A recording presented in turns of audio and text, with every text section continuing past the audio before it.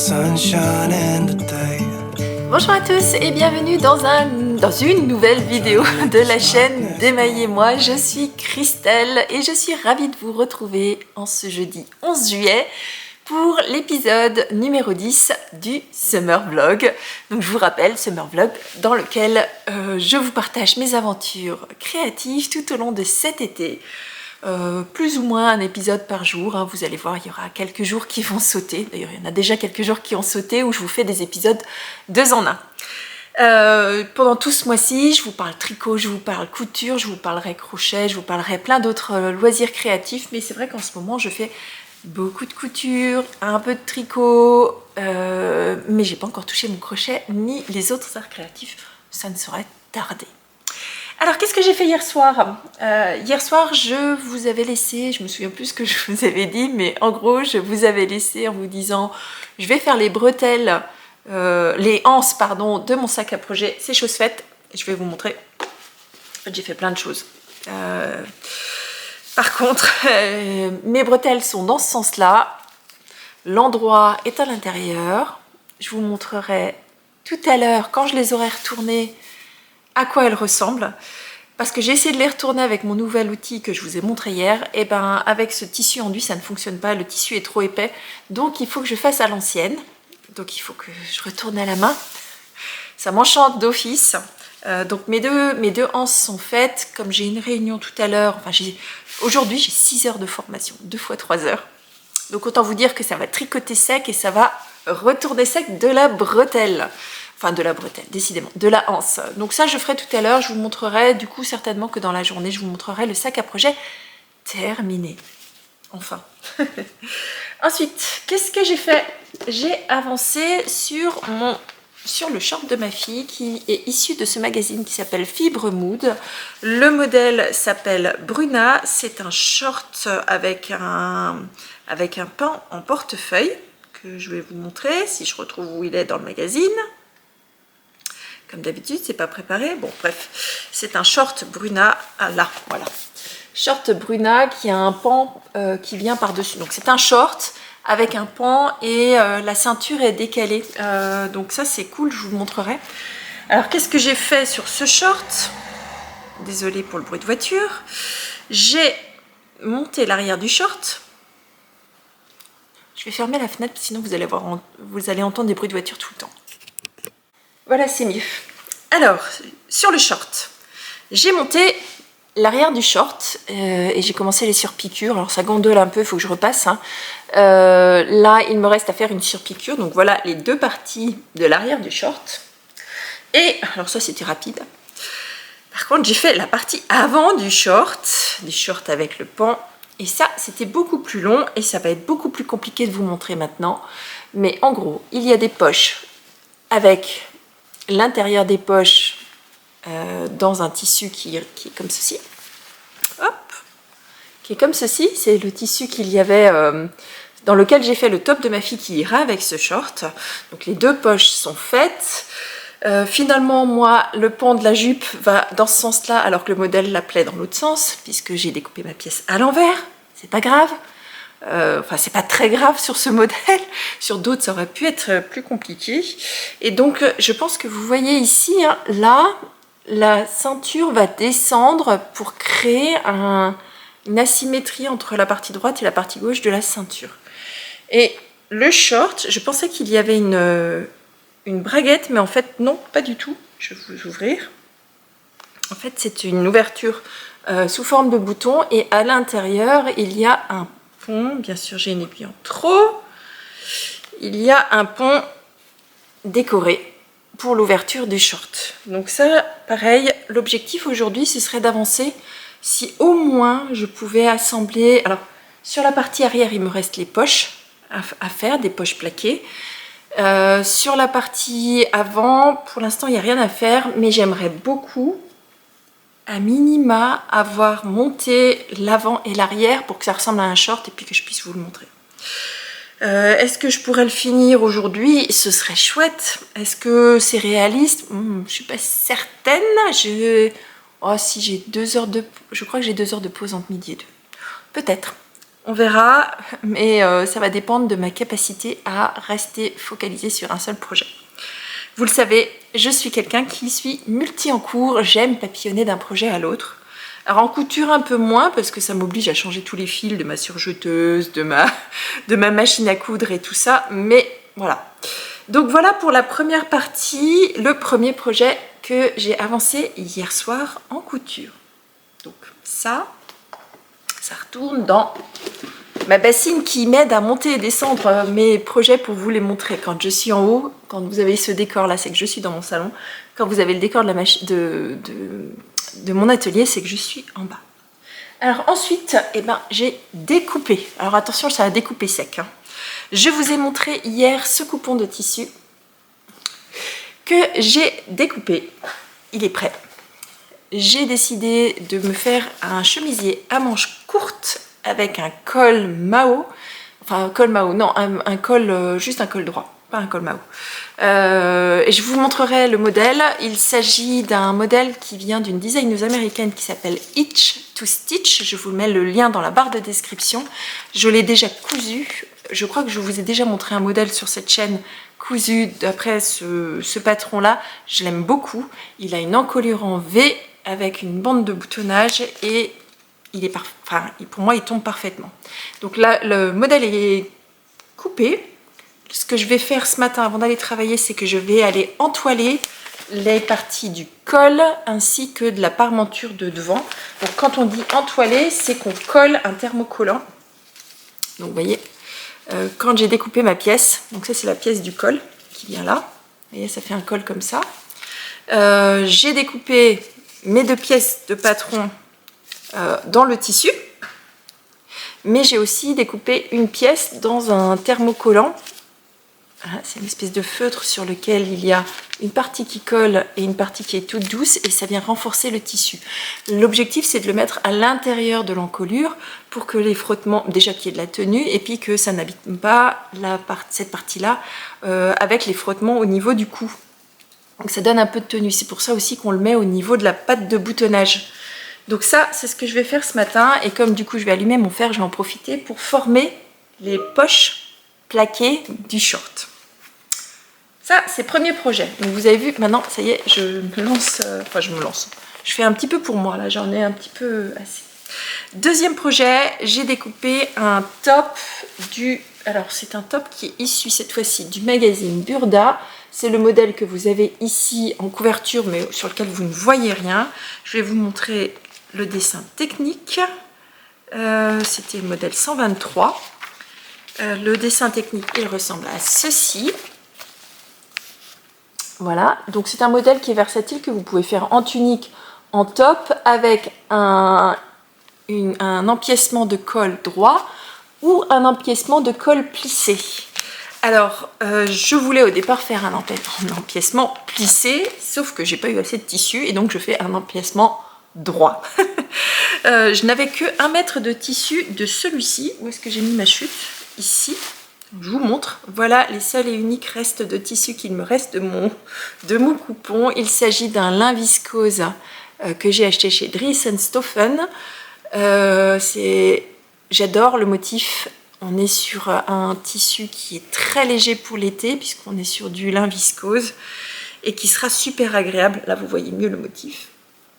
Donc voilà, je garde ces chutes-là, parce que typiquement, vous voyez, ce genre de taille de petites chutes, c'est parfait pour faire des poches, pour faire des petits intérieurs de col. Quand vous faites un chemisier, faites un chemisier tout uni, mais dedans, vous mettez juste une petite touche de tissu à motif et ça fait toute la différence. Ou juste la bande de boutonnage, c'est celle qu'on voit pas qui est à l'intérieur. Donc je les garde. J'ai un gros bac de chutes et généralement je cherche dedans. Donc là c'est du lin. Mon modèle est coupé. Là aussi j'ai des pièces à entoiler. C'est la partie de parmenture la partie de devant là, hop, qui va comme ça. Donc tout est découpé. Et puis je crois que j'ai une partie, j'ai une partie de parmenture pour la partie arrière du col. Donc là c'est pareil, je vais aller les entoiler, donc les thermocoller au fer, avant de démarrer ma couture. Et comme par contre c'est du lin, alors comme c'est du lin, ça ça s'effiloche beaucoup. Donc là par contre je vais aller surjeter assez rapidement pour éviter que mon tissu se désagrège avant que je le couse. Donc voilà pour mes objectifs couture de la journée. Alors objectif démarrer, entoiler, démarrer, entoiler. Si j'avance plus loin, je vous montre. Mais j'aimerais bien avancer plus loin les deux tops parce que c'est typiquement ce que je pourrais porter maintenant en fait pour le boulot. Donc c'est parfait. Et là par contre il me reste un bon morceau. J'avais 1,50 m de tissu, je l'avais acheté celui-ci au salon du tissu, salon du tissu à Mulhouse, je ne sais pas s'il y en aura encore un d'ailleurs. Et vous voyez qu'il me reste bien 50 cm de tissu, donc je vais le garder parce que ça typiquement par contre ça peut faire soit un intérieur de sac à projet, soit une intérieur de doublure en fonction de ce que je choisis. Donc là je vais le garder bien précieusement, ou une petite jupe pour bébé, pour enfant, petit chemisier pour enfant. On se refait pas, hein. Il faudra que je pense aux cadeaux de Noël maintenant quand j'ai fini les cadeaux de naissance. Donc il va falloir que je me projette pour préparer les cadeaux de Noël. Et vous verrez que j'ai un gros projet pour notamment les calendriers de l'Avent de mes enfants et de mon mari cette année, où j'ai l'intention de faire énormément de choses main, mais on en parle en deuxième partie de Summer Vlog. Allez, je vous retrouve à midi pour vous parler de tricot et puis d'avancée de couture. Et puis je vous dis à tout à l'heure, parce que là maintenant il va falloir que j'aille en formation. Je crois que je vais tricoter mes chaussettes pendant la formation. Allez, à tout à l'heure. Alors, je vous retrouve, il est 12h20. Il est temps pour moi de faire une petite pause créative, puisque c'est ma pause de midi. Et donc, je vous avais promis de revenir vous voir pour vous parler de tricot. Et je voulais vous montrer ce que je vais réaliser cet après-midi pendant ma période de formation, puisque ce matin, finalement, j'ai rien pu faire. Eh bien, alors... je vous avais déjà parlé de cette paire de chaussettes que j'ai défait et que je suis en train de refaire. Et donc j'arrive au bout. Wouhou! J'ai terminé hier soir la tige complète à l'exception des côtes. Et donc il me reste une petite quinzaine de rangs de côtes 1-1 demi-torse que je vais réaliser cet après-midi pendant la réunion. Pendant la formation, pardon, et puis je rabattrai les mailles et ça fera un objet terminé pendant l'épisode d'aujourd'hui. Je suis contente, ça va me faire baisser mon nombre d'encours et je vais pouvoir me consacrer à l'encours suivant, sachant que j'en ai d'autres qui sont en train d'avancer en parallèle. Donc voilà, je vous laisse, je vous retrouve tout à l'heure en fin de pause pour vous montrer mes petites avancées créatives de ma pause déjeuner. Allez, à tout de suite. Bon, je vous retrouve dans mon atelier et puis je viens avouer quelque chose que je vous ai pas dit parce que je viens de vous dire que je n'avais pas fait de loisirs créatifs pendant la formation de ce matin et c'était pas tout à fait vrai. Pendant les 3 heures de ce matin, j'ai retourné une anse et ça m'a pris au moins 1h30. Donc il est hors de question que je passe 1h30 supplémentaire à retourner la deuxième anse, décidément. Donc la raison pour cela, c'est que je retourne une anse qui est faite avec un coton enduit et donc forcément ça a c'est pas aussi fluide qu'un autre tissu. Donc il me reste la deuxième à faire et là j'ai un plan. Je vais tenter une nouvelle approche, c'est-à-dire que je vais prendre cette ficelle que j'ai, donc c'est du petit cordon, je vais le passer à travers. Je vais venir le fixer au bout, ici, mais par l'intérieur. Le fixer au bout et je vais le coudre. Et après, je vais démarrer légèrement le processus de retournement et je vais tirer délicatement pour aider à retourner la bretelle. J'espère que ça fonctionnera mieux que de le faire à la main parce que là, clairement, c'était horrible. Donc bon, je vais coudre ça et je retournerai la bretelle, la anse, décidément, cet après-midi pendant la formation aussi. Ou alors, si ça se passe bien, je le retournerai là maintenant tout de suite. Le résultat, vous verrez tout de suite, vous. Moi, je verrai tout à l'heure. I'm gonna let the sun shine in today. I'm trying to make this darkness go away. I'll paint with colors and I'll sing until my lungs give out. I'm gonna let the sun shine in today.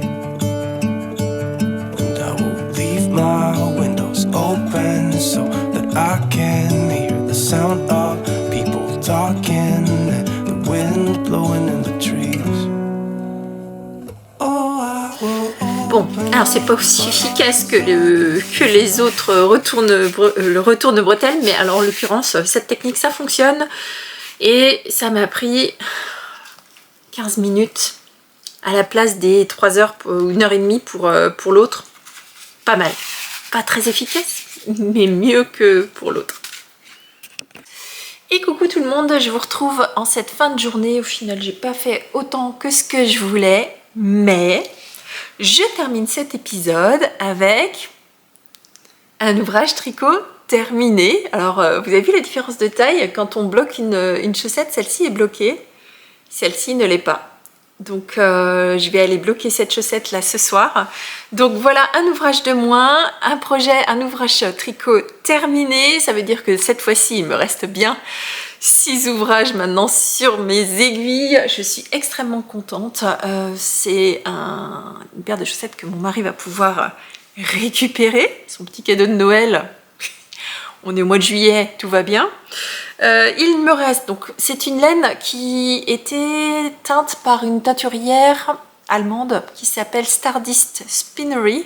Je vous mettrai le lien dans la barre de description. Je ne sais pas si elle livre en France. Il ne me reste pas énormément de laine. Je dois avoir quelque chose comme 25 grammes que je vais garder de côté puisque ça fera un très bon contrastant pour une autre paire de chaussettes par la suite. Par contre, j'ai perdu l'étiquette de mon écheveau. Je crois que ça en fait hurler plusieurs enfin hurler non, ça embête certaines qu'il n'y ait pas d'étiquette. Alors moi aussi généralement ça m'embête, mais là je ne sais vraiment pas ce que j'en ai fait. Donc un ouvrage terminé pour finir cette vidéo. Je suis bien contente.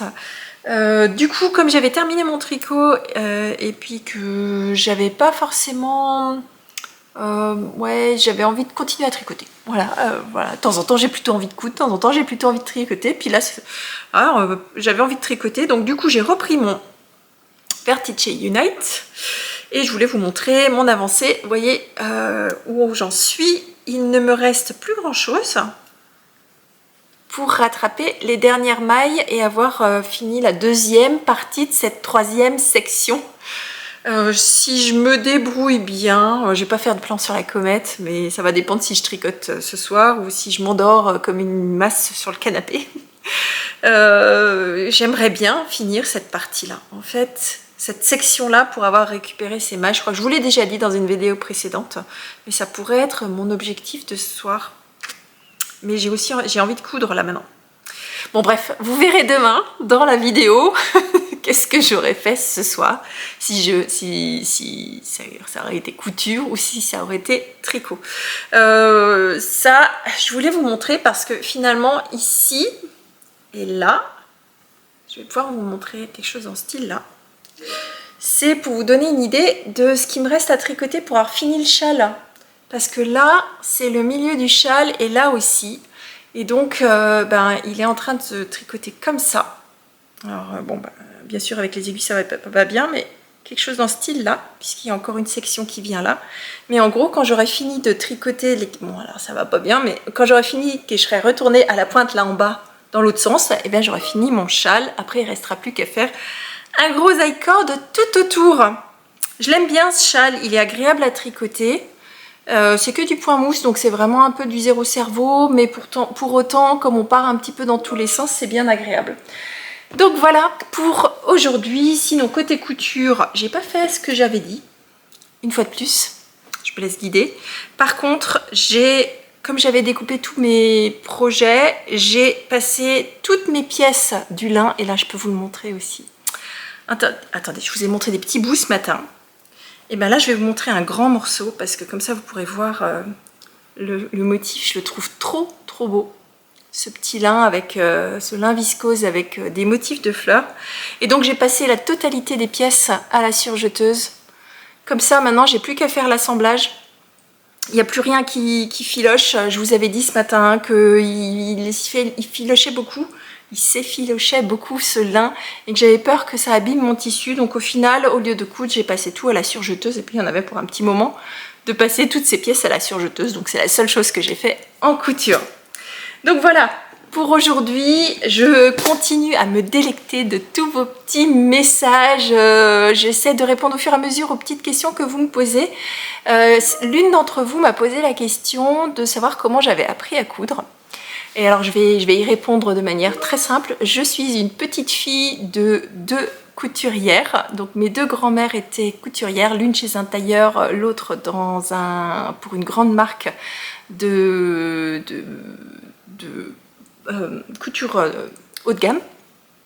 Donc forcément j'ai toujours un petit peu baigné en voyant mes grands-mères tricoter aussi, mais surtout coudre. Et j'ai récupéré d'ailleurs la piqueuse, vous la voyez peut-être dans mon atelier de ma grand-mère. Et j'avais vraiment cousu pour la première fois, je devais avoir quoi, 12-13 ans avec ma maman. À cette époque-là, j'avais détesté parce que c'était encore la version à l'ancienne où on coupait, on faisait le bâti et tout, et ça m'avait pas du tout plu. Et puis au final, après, j'ai connu la version aujourd'hui où on trace, on coud, et puis j'ai amélioré ma technique un peu sur le tas. Et voilà, une autodidacte qui a baigné dans la couture depuis toujours, pour ceux qui voulaient savoir. Voilà pour cet épisode d'aujourd'hui. Alors n'hésitez pas, du coup, comme je vous ai partagé depuis quand je couds, dites-moi depuis quand vous cousez ou vous tricotez. Comment vous avez, racontez-moi, comment vous avez appris à coudre, comment vous avez appris à tricoter. Je suis très curieuse de savoir, est-ce que vous êtes autodidacte, est-ce que vous avez appris avec quelqu'un de votre famille, de votre entourage, avec des vidéos YouTube, avec comme ça, complètement à l'arrache. Dites-moi, je suis extrêmement curieuse. Bon, voilà. Sur ce, je vais vous laisser pour aujourd'hui. Je vous retrouve demain. Et du coup, demain, je risque d'avoir pas mal d'avancées à vous montrer côté couture ou tricot. Mais là, il faut absolument que j'aille faire quelques petites courses parce que sinon, on ne mangera pas ce soir. Et là, je risque d'être un petit peu en bisbille avec mon mari et mes enfants. Je vous fais des gros bisous et je vous dis à demain. Bisous, bye bye. I'm gonna let the sun shine in today. I'm trying to make this darkness go away. I'll paint with colors and I'll sing until my lungs give out. I'm gonna let the sun shine in today. And I will leave my windows open so that I can